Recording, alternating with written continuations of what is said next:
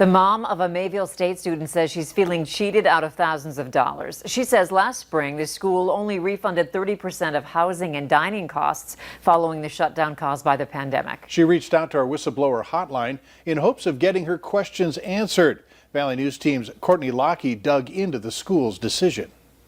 They need to do better.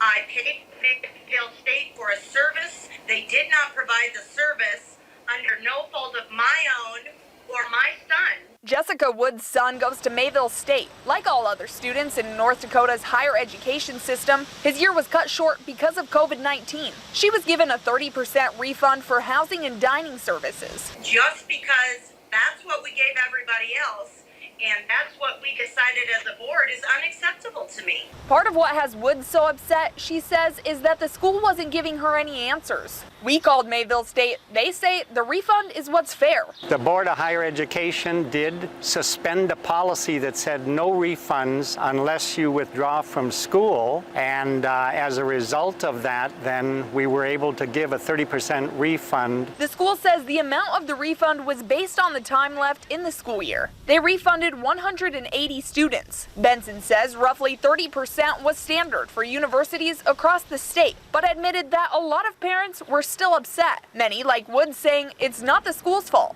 but it's not the students' fault either. They felt that probably the refund wasn't proportional to what they had outstanding. You know, they expected something larger. Benson says the amount on the check isn't going to change and that it will expire within 6 months. As an incentive to return to class through the CARES Act, North Dakota universities are giving a $500 COVID refund to all who apply. Benson says that may be students' best option to make up for money lost. In Mayville, Courtney Lockey, Valley News Live.